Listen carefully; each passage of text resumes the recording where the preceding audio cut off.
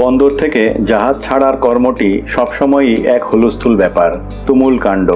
তাতে দুটো জিনিস সকলেরই চোখে পড়ে, সে দুটো ছুটোছুটি আর চেঁচামেচি। তোমাদের কারোর কারোর হয়তো ধারণা যে সাহেব শুভরা যাবতীয় কাজকর্ম সারা করে যতদূর সম্ভব চুপি সারে, আর আমরা চিৎকারে চিৎকারে পাড়ার লোকের প্রাণ অতিষ্ঠ না করে কিছুই করে উঠতে পারি না। ধারণাটা যে খুব ভুল সে কথা আমি বলবো না। সিনেমায় নিশ্চয়ই দেখেছ, ইংরেজরা ব্যাঙ্কুইট ভোজ খায় কীরকম কোনো প্রকারের শব্দ না করে। বাটলাররা নিঃশব্দে আসছে যাচ্ছে, ছুরি কাঁটার সামান্য একটু টুংটাং, কথাবার্তা হচ্ছে মৃদু গুঞ্জরণে, সবকিছু অতিশয় পরিপাটি, ছিমছাম। আর আমাদের দাওয়াতে, পাল পরবের ভোজে, যুগ্গির নিমন্ত্রণে তার বর্ণনা দেবার ক্ষমতা কি আমার আছে? বিশেষ করে এসব বিষয়ে আমার গুরু সুকুমার রায় যখন তার অজর অমর বর্ণনা প্ল্যাটিনামাক্ষরে রেখে দিয়ে গিয়েছেন, শোনো, এই দিকে এসে তবে লয়ে ভোজকাণ্ড, সম্মুখে চাহিয়া দেখো কি ভীষণ কাণ্ড। কেহ কহে দই আন, কেহ হাঁকে লুচি, কেহ কাঁদে শূন্য মুখে পাতখানি মুছি। হোথা দেখি দুই প্রভু পাত্র লয়ে হাতে, হাতাহাতি গুতাগুতি ধরনে মাতে। কেবা শোনে কার কথা সকলেই কর্তা, অনাহারে কত ধারে হলো প্রাণ হত্যা। বলে কি, ভোজের নেমন্তন্নে অনাহারে প্রাণ হত্যা? আলবাত, না হলে বাঙালির নেমন্তন্ন হতে যাবে কেন? পছন্দ না হলে যাও না ফাপ্পতে, খাও না আলো না আধা সেদ্ধ ওরের মুন্ডু কিংবা কিসের যেন ন্যাজ। কিন্তু জাহাজ ছাড়ার সময় সব শেয়ালের একরা। আমি ভেনিসে দাঁড়িয়ে ইটালির জাহাজ ছাড়তে দেখেছি। জাহাজে বন্দরে, ডাঙায় জলে, উভয় পক্ষের খালাসিরা মাক্কার্নি খেকো খাঁটি ইটালিয়ান। আমি মার্সেলেসের বন্দরেও ওই কর্ম দেখেছি, উভয় পক্ষের খালাসিরাই ব্যাং খেকো সরেশ ফরাসিস। আমি ডোভারে দাঁড়িয়ে ওই প্রক্রিয়ায় সাতিশয় মনোযোগ সহকারে নিরীক্ষণ করেছি। দুপক্ষের বাঁদরগুলোই বিফ স্টেক খেকো খাটাসমুখো ইংরেজ। আর গঙ্গায়, গোয়ালন্দে, চাঁদপুরে, নারায়ণগঞ্জে যে কত শতবার এ লড়াই দেখেছি তার তো লেখাজোখা নেই। উভয় পক্ষে আমারই দেশ ভাই, জাত ভাই, দাড়ি দোলানো, লুঙ্গি ঝোলানো, সিলেটটা, নোয়াখাল্লা। বন্দরে বন্দরে যখন যে চিৎকার, অট্টরব ও হুঙ্কার ধ্বনি ওঠে সে সর্বত্র একই প্রকারের, একই গন্ধ, একই স্বাদ। চোখ বন্ধ করে বলতে পারবে না নারায়ণগঞ্জে দাঁড়িয়ে চাটগায়া শুনছ না হামবুর্গে জার্মান শুনছ।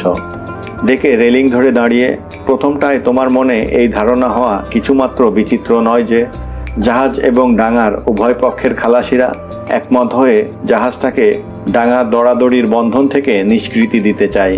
কিন্তু ওই তো মারাত্মক ভুল করলে দাদা। আসলে দুপক্ষের মতলব একটা খণ্ডযুদ্ধ লাগানো, জাহাজ ছাড়ানো বাঁধানো নিছক একটা উপলক্ষ মাত্র।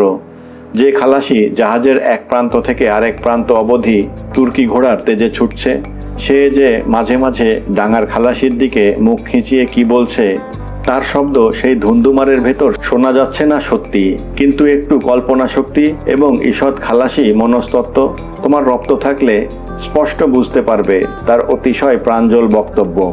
ওরে ও গার্ডুম স্টুপিড, দড়িটা যে বাঁ দিকে গিট খেয়ে গিয়েছে সেটা কি তোর চোখে মাস্তুল গুঁজে দেখিয়ে দিতে হবে? ওরে ও, পুনরায় কটুবাক্য। জাহাজ ছাড়তে ছাড়তে সন্ধ্যার অন্ধকার ঘনিয়ে এলো। আমি জাহাজের পিছন দিকে রেলিংয়ের উপর ভর করে তাকিয়ে রইলাম আলোকমালায় সুসজ্জিত মহানগরীর পৃথিবীর অন্যতম বৃহৎ বন্দরের দিকে।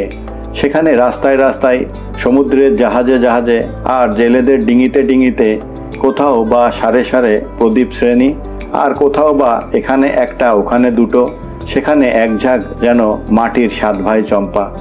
আমরা দেয়ালি জালি বছরে মাত্র এক শুভ দিনে, ওখানে সম্বৎসর দেয়ালির উৎসব।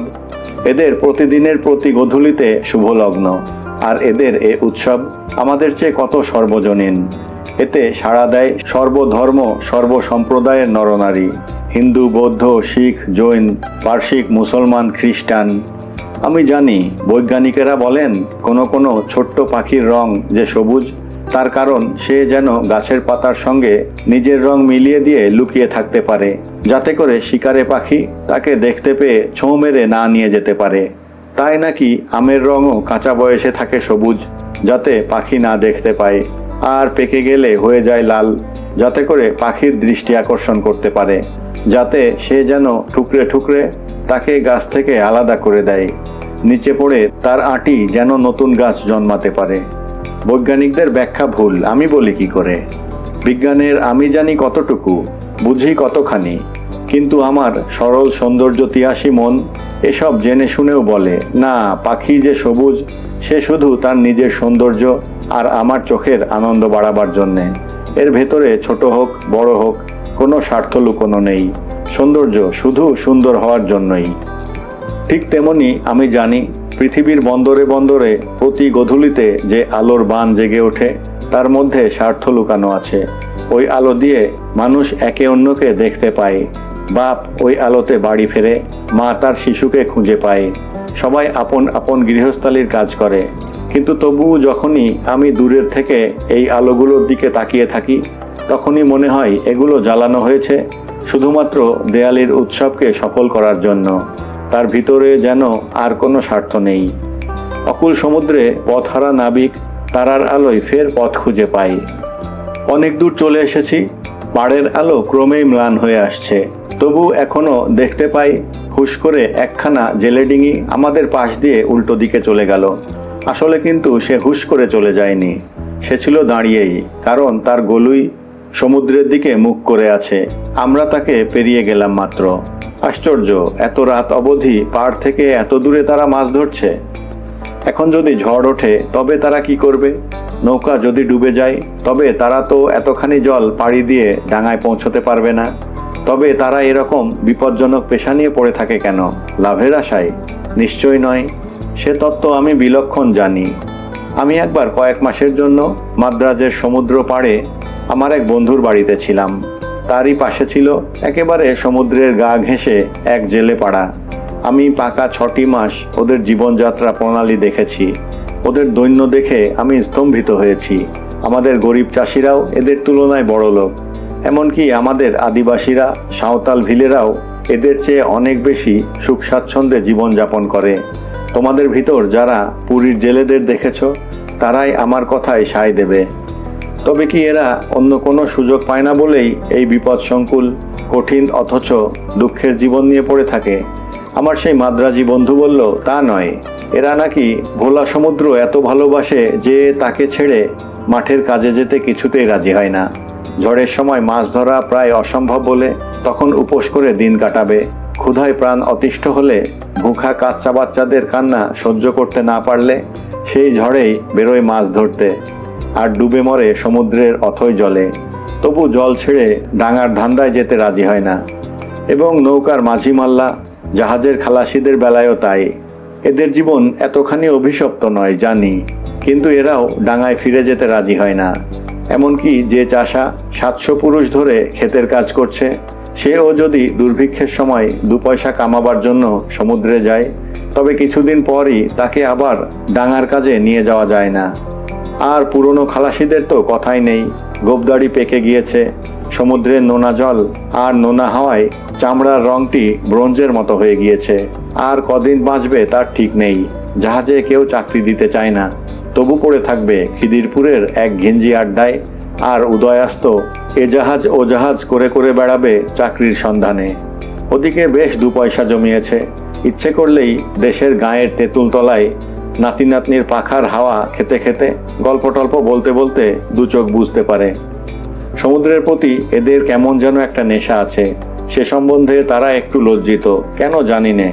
তুমি যদি বলো তা চৌধুরীর পো বলে সম্বোধন করলে ওরা বড় খুশি হয়। 2 পয়সা তো কামিয়েছ, আর কেন এ জাহাজে ও জাহাজে ঝকমারির কাজ করা? তার চেয়ে দেশে গিয়ে আল্লাহ রসুলের নাম করো। আখেরের কথা ভাববার সময় কি এখনো আসেনি? বড় কাচুমাচু হয়ে বুড়ো বলবে, না ঠাকুর তা নয়। দাড়ি চুলকোতে চুলকোতে বলবে, আর 2 বছর কাম করলেই সব সুরাহা হয়ে যাবে। 2 পয়সা না নিয়ে নাতি নাতনিদের ঘাড়ে চাপতে লজ্জা করে। একদম বাজে কথা।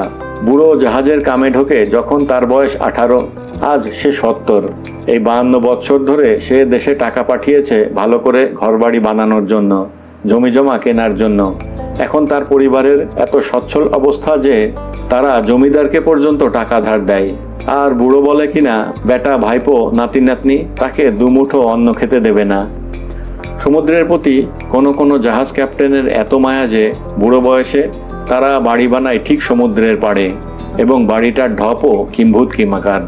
দেখতে আদতেই বাড়ির মতো নয়, একদম হুবহু জাহাজের মতো, অবশ্য মাটির সঙ্গে যোগ রেখে যতখানি সম্ভব। আর তারই চিলেকোঠায় সাজিয়ে রাখে কম্পাস, দূরবীন, ম্যাপ, জাহাজের স্টিয়ারিং হুইল এবং জাহাজ চালাবার অন্যান্য যাবতীয় সরঞ্জাম। এইসব তত্ত্বচিন্তায় মশগুল হয়েছিলাম। এমন সময় হুশ করে আরেকখানা জেলে নৌকা পাশ দিয়ে চলে গেল। দেখি ক্যাম্বিসের ছয়ের নিচে লোহার উনুন জেলে বুড়ো রান্না চাপিয়েছে। কল্পনা কি না বলতে পারবো না। মনে হলো ফোড়নের গন্ধও যেন নাকে এসে পৌঁছলো। কল্পনা হোক আর যাই হোক, তত্ত্বচিন্তা লোপ পেয়ে তদ্দণ্ডেই ক্ষুধার উদ্রেক হলো। ওদিকে কবে শেষ ব্যাচের শেষ ডিনার খাওয়া হয়ে গিয়েছে। প্রাকৃতিক সৌন্দর্য নিরীক্ষণ, তত্ত্বচিন্তায় মনোবীক্ষণ, বিলক্ষণ সুখনীয় প্রচেষ্টা। কিন্তু ভক্ষণ ভিত্তিম উপেক্ষা করা সর্বাংশে অর্বাচীনের লক্ষণ। তবু দেখি যদি কিছু জোটে, না হলে পেটে কিল মেরে শুয়ে পড়বো আর কি। 10 পা যেতে না যেতেই দেখি আমার 2 তরুণ বন্ধু পল আর পার্সি রামি খেলছে। আমাকে দেখে একসঙ্গে দাঁড়িয়ে উঠে বলল, গুড ইভিনিং স্যার। আমি বললাম, হ্যালো, অর্থাৎ এই যে। তারপর ঈষৎ অভিমানের সুরে বললাম, আমাকে একলা ফেলে তাস খেলছো যে বড়। জানো, তাস ব্যসন বিশেষ, তাসে অযথা কালক্ষয় হয়। গুণীরা বলেন। ওকে বাধা দিচ্ছে না বলে আমাকেই থামতে হলো। পার্সি বলল, যথার্থ বলেছেন স্যার। পল বলল, হক কথা, কিন্তু স্যার আমরা তো এতক্ষণ আপনার ডিনার জোগাড় করে কেবিনে গুছিয়ে রেখেছি। আমি বললাম, সে কি হে? পার্সি বলল, আজ্ঞে, যখন দেখলাম আপনি ডিনারের ঘন্টা শুনেও উঠলেন না, তখনই আমরা ব্যবস্থাটা করে ফেললাম। সোনার চাঁদ ছেলেরা, ইচ্ছে হচ্ছিল দুজনকে দু বগলে নিয়ে উল্লাসে নাগা নৃত্য জুড়ে দিই। কিন্তু বয়স কম হলে কি হবে, ওজনের দিক দিয়ে ওরা আমার চেয়ে ঢের বেশি ভারিক্কি মুরব্বী। বাসনাটা তাই বিকাশ লাভ করল না। বললাম, তবে চলো ব্রাদার্স, কেবিনে। গড্ডালিকা প্রবাহে অর্থাৎ ভিড়ের সঙ্গে মানুষ গা ভাসিয়ে দেয় কেন? তাতে সুবিধে এই, আর 5 জনের যা গতি তোমারও তাই হবে। এবং যেহেতু সংসারের আর 5 জন হেসে খেলে বেঁচে আছে, অতএব তুমিও দিব্য তাদেরই মতো সুখে দুঃখে বেঁচে থাকবে। আর যদি গড্ডালিকায় না মিশে একলা পথে চলো, তবে যেমন হঠাৎ গুপ্তধনের সন্ধান পেয়ে যেতে পারো, ঠিক তেমনি মোড় ফিরতেই আচমকা হয়তো দেখতে পাবে ব্যাঘ্রাচার্য বৃহল্লাঙ্গুল থাবা পেতে সামনে বসে ন্যাজ আছড়াচ্ছেন। ইংরেজিতে একেই বলে নো রিস্ক নো গেইন, অর্থাৎ একটুখানি ঝুঁকি যদি নিতে রাজি না হও তবে লাভও হবে না। লটারি জিততে হলে অন্তত একটা টিকিট কেনার রিস্ক নিতেই হয়। সেদিন ঝুঁকিটা নিয়ে সুবিধে হলো না। চাটা মিস করে বিরস বদনে ডেকে এসে বসলাম। 1 মিনিটের ভেতর পল আর পার্সির উদয়।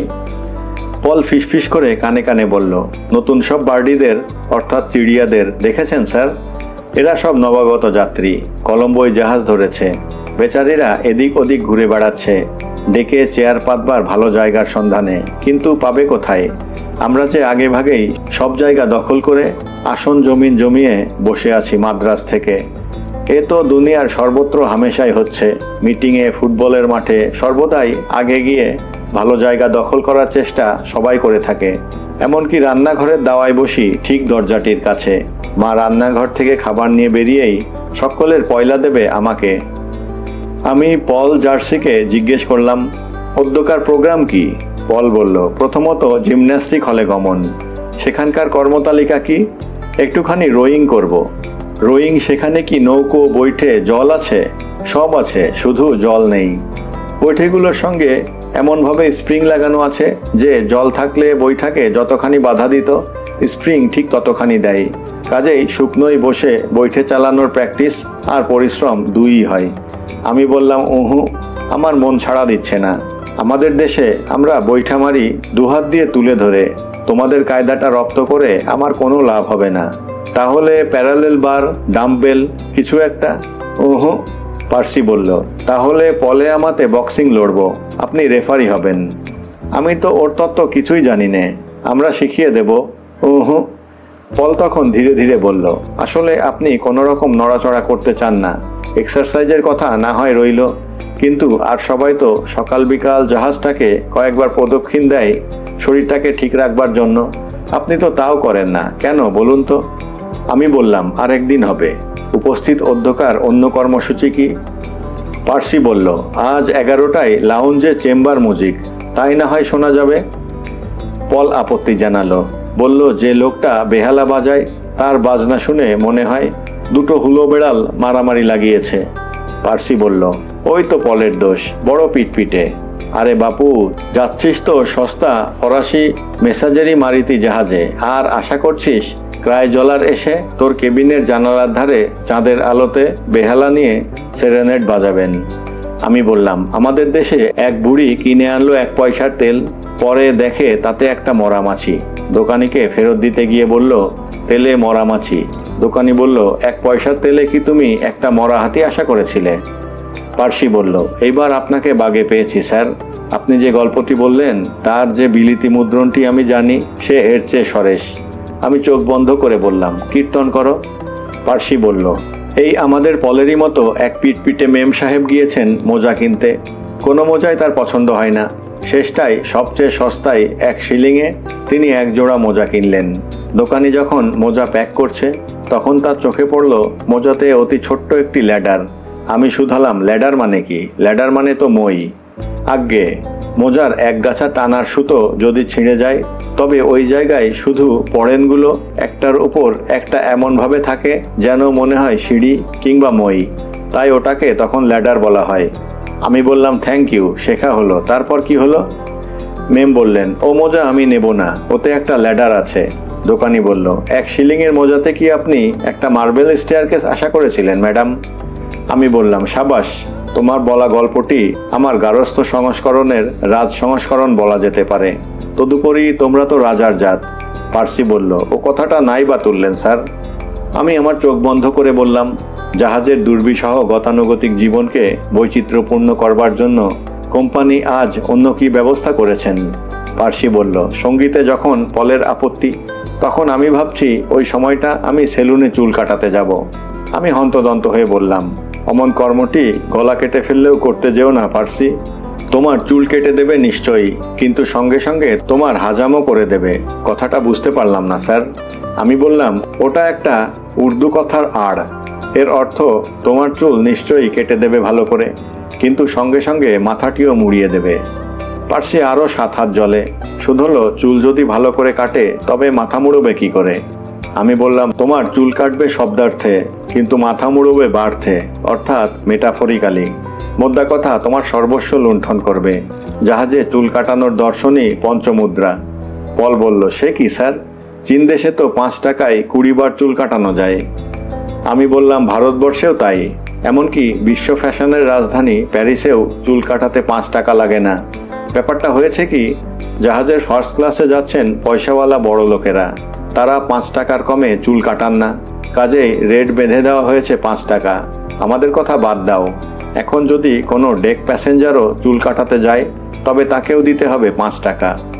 তাহলে উপায়? 1 মাথা চুল নিয়ে লন্ডনে নামলে পিসিমা কি ভাববেন? তার উপর পিসিমাকে দেখব জীবনে এই প্রথম। পিসিমার কথা উঠলে বাবা মা যেভাবে সমীহ করে কথা বলেন তা থেকে মনে হয় তিনি খুব সোজা মহিলা নন। তাহলে 5টা টাকা দরিয়ার জলে ভেসে গেল আর কি, একদম শব্দার্থে। আমি বললাম, আদপেই না, জিবুতি বন্দরে চুল কাটাবে। বিবেচনা করি সেখানে চুল কাটাতে 1 শিলিংয়েরও কম লাগবে।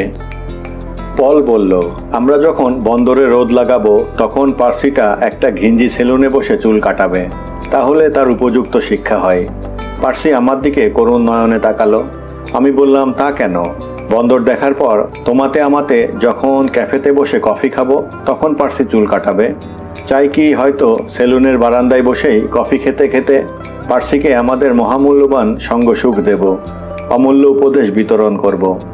পার্সি চেয়ার ছেড়ে উঠে দাঁড়িয়ে আমাকে বাউ করে বলল, এ যাত্রায় আপনার সঙ্গে পরিচয় না হলে স্যার আমাদের যে কি হতো। আমি বাধা দিয়ে বললাম, কিছুই হতো না। আমার সঙ্গে বজর বজর না করে এদিক ওদিক ঘোরাঘুরি করতে 5 রকমের ছেলে ছোকরাদের সঙ্গে আলাপচারি হতো।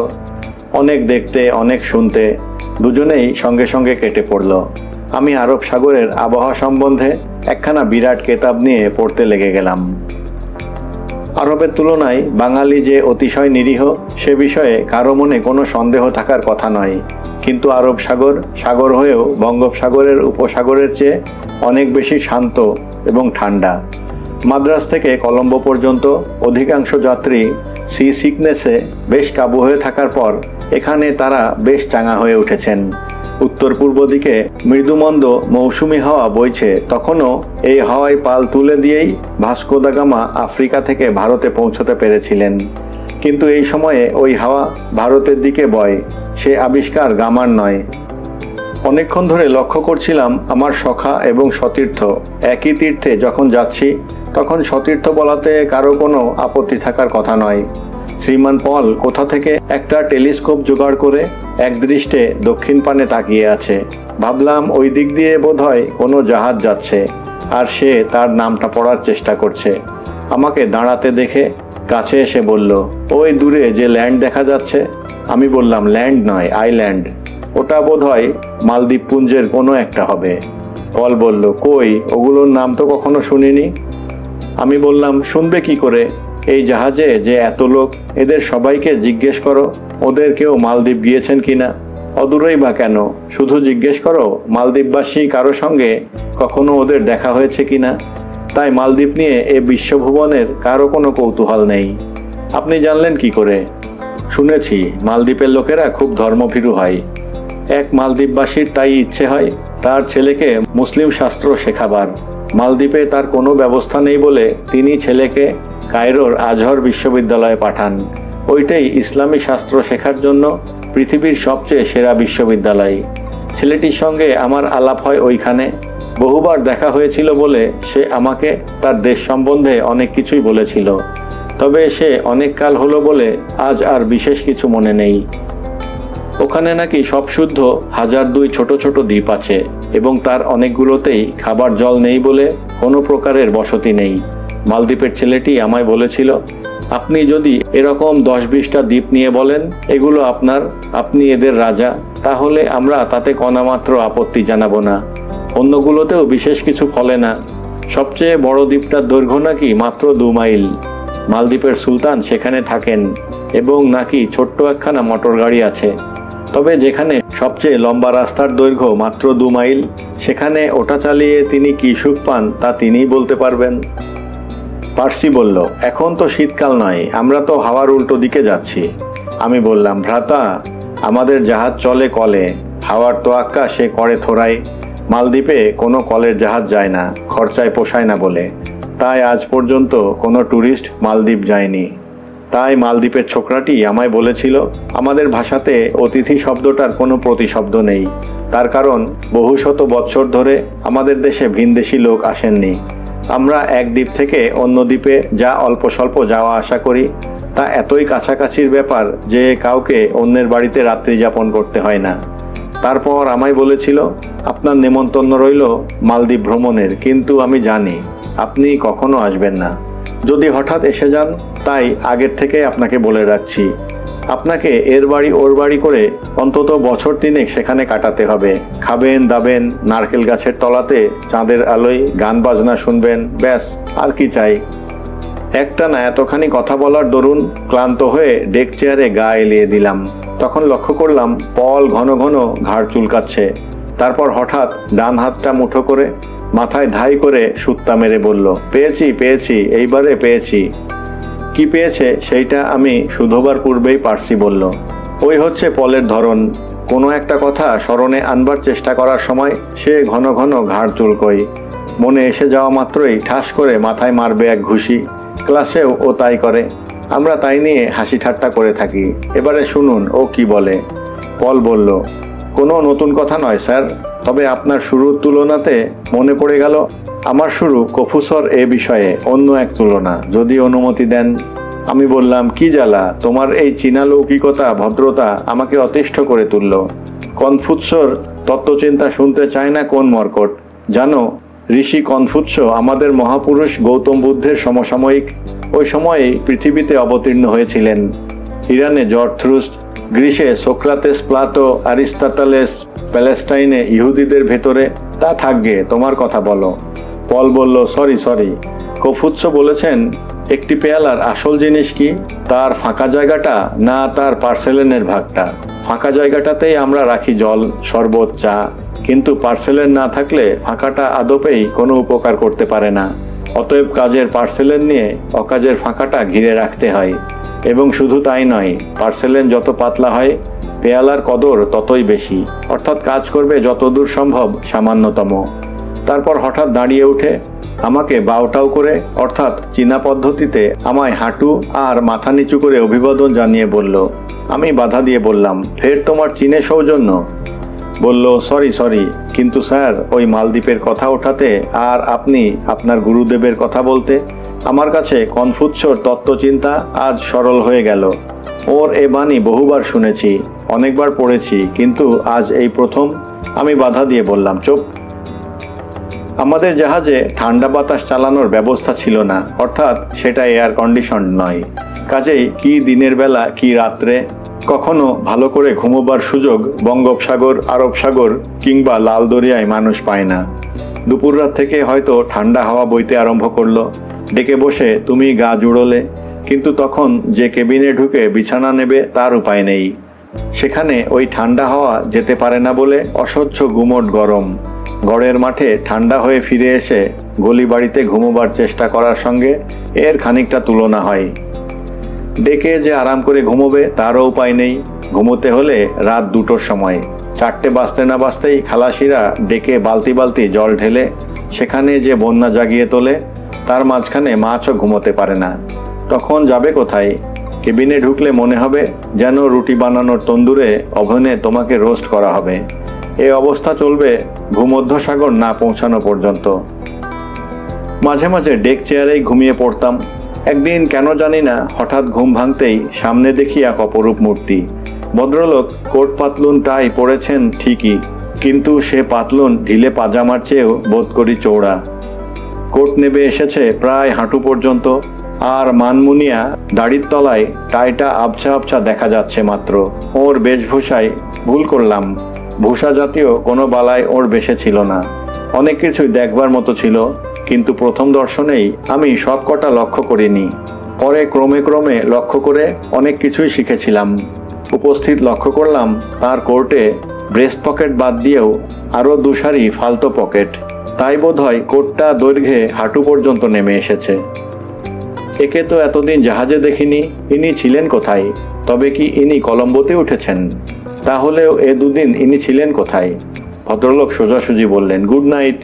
বিলেতি কায়দাকে তা যদিও আমি ভালো করে জানি নে, তবু অন্তত এতটুকু জানি যে গুড নাইট ও দেশে বিদায় নেবার অভিবাদন। আমরা যেরকম যে কোনো সময় বিদায় নিতে হলে বলি, তবে আসি। দেখা হওয়া মাত্রই কেউ যদি বলে তবে এখন আসি, তবে বুঝবো লোকটা বাঙালি নয়। তাই তার গুড নাইট থেকে অনুমান করলাম ইনি যদিও বিলিতি বেশ ধারণ করেছেন, তবু আসলে ভারতীয়। আমি বললাম, বৈঠিয়ে। আমার বাঁদিকে পার্সির শূন্য ডেক চেয়ার, তিনি তারই উপর বসে পড়ে আমাকে বললেন, আমার নাম আবুল আসফিয়া নূর উদ্দিন মোহাম্মদ আব্দুল করিম সিদ্দিকী। আমার অজানাতেই আমি বলে ফেলেছিলাম, বাপস। কেন, সে কথা কি আর খুলে বলতে হবে? তবু বলি, আমি মুসলমান। আমার নাম সৈয়দ মুস্তফা আলী। আমার পিতার নাম সৈয়দ সিকন্দর আলী। আমার ঠাকুরদাদার নাম সৈয়দ মুশাররফ আলী। ভারতীয় মুসলমানের নাম সচরাচর 3 শব্দেই শেষ হয়। তাই এই 2.5 গজি নামে যে আমি হকচকিয়ে যাব, তাতে আর বিচিত্র কি? বিবেচনা করি তিনিও বিলক্ষণ জানতেন, কারণ চেয়ারে বসেই তিনি তার অন্যতম পকেট থেকে বের করলেন একটি সুন্দর সোনার কেস। তার থেকে একটি ভিজিটিং কার্ড বের করে আমার হাতে দিয়ে বললেন, নামটা একটু লম্বা, তাই এইটে নিন। আমি তো আরও অবাক। ভিজিটিং কার্ডের কি হয় তা আমি জানি, কারণ ভিজিটিং কার্ড সুন্দর সুচিকুন। যাদের তা থাকে তাদের কেউ কেউ সেটা কেসে রাখেন, যেমন মনে করো ইন্স্যুরেন্সের দালাল, খবরের কাগজের সংবাদদাতা কিংবা ভোটের ক্যানভাসার। কিন্তু ওদেরও তো কেস দেখেছি জার্মান সিলভারে তৈরি। ভিজিটিং কার্ডের সোনার কেস পূর্বে আমি কখনো দেখিনি। সেই বিস্ময় সামলাতে না সামলাতেই তিনি আরেক পকেটে হাত চালিয়ে ডুবুরির মতো গভীর তল থেকে বের করে আনলেন এক সোনার সিগারেট কেস। ওরকম কেস আমি শুধু স্বপ্নে আর সিনেমায় ফিল্মি স্টারদের হাতে দেখেছি। বাস্তবে এই প্রথম সাক্ষাৎ। ডেকের অপেক্ষাকৃত ক্ষীণ আলোতেও সেটা যা ঝলমল করে উঠল, তার সঙ্গে তুলনা দেওয়া যায় শুধু স্যাকরা বাড়ি থেকে সদ্য আসা গয়নার সঙ্গে। কেসের এক কোণে আবার কি যেন এক নীল রঙের পাথর দিয়ে আলপনা এঁকে ইংরেজি অক্ষরে ভদ্রলোকের সেই লম্বা নামের গুটি 2-3 আদ্যক্ষর।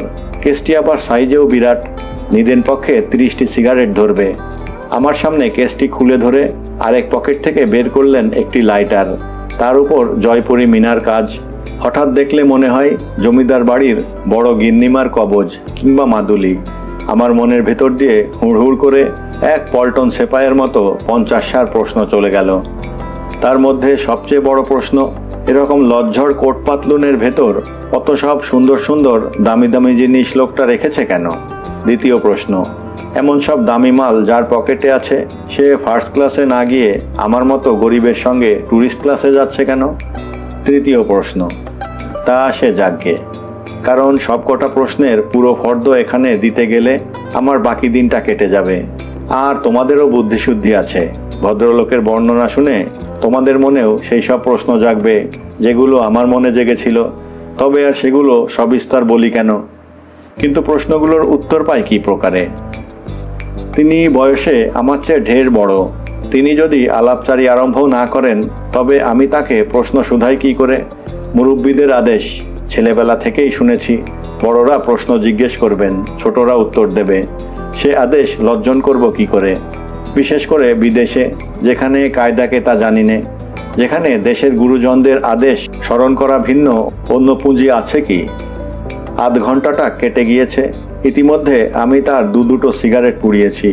ফের যখন তৃতীয়টা বাড়িয়ে দিলেন তখন আমাকে বেশ দৃঢ়ভাবে না বলতে হলো। সঙ্গে সঙ্গে সাহস সঞ্চয় করে শুধালাম, আপনি যাচ্ছেন কোথায়? যেন প্রশ্ন শুনতে পাননি।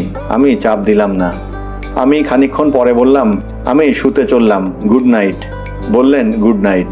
কি জানি লোকটা কেন কথা বলে না, বোধহয় জিভে বাত হয়েছে, কিংবা হয়তো ওর দেশে কথা বলাতেও রেশনের আইন লাগে। যাকগে, কি হবে ভেবে।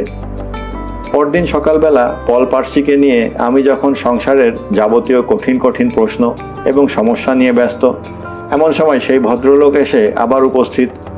আমি ওদের সঙ্গে তার আলাপ করিয়ে দিতেই তিনি তার আরেকটা পকেটে হাত চালিয়ে বের করলেন একরাশ সুইচ চকলেট, ইংরেজি টফি এবং মার্কিন চুইংগাম। পল পার্সি গুটি কয়েক হাতে তুলে নিয়ে যতই বলে আর না আর না, তিনি কিন্তু বাড়ানো হাত গুটন না। ওদিকে মুখে কোনো কথা নেই, শেষটাই বিষণ্ণ বদনে একটা চেয়ারে বসে পড়লেন। আমরা খানিকটা ইতিউতি করে পুনরায় নিজেদের গল্পে ফিরে গেলাম। তখন দেখি ভাষণে অরুচি হলেও তিনি শ্রবণে কিছুমাত্র পশ্চাৎপদ নন।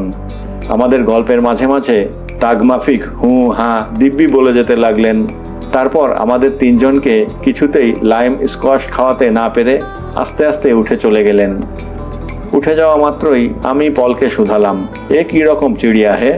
পল বলল, কলম্বোতে উঠেছেন, পকেট ভর্তি দুনিয়ার সব টুকিটাকি, মিষ্টি মিঠাই, যার সঙ্গে দেখা তাকেই কিছু না কিছু একটা অফার করেন, কিন্তু এ পর্যন্ত তাকে কথা বলতে শুনিনি। আমি বললাম, জিজ্ঞেস করে দেখলে হবে তো। পল বলল, উত্তর কি পাবেন? বললাম, ঠিক বলেছ, কাল রাত্রে তো পাইনি। এর সম্পর্কে যে এত কথা বললাম তার কারণ এর সঙ্গে পরে আমাদের খুব বন্ধুত্ব জমে গিয়েছিল। সে কথা সময় এলে হবে।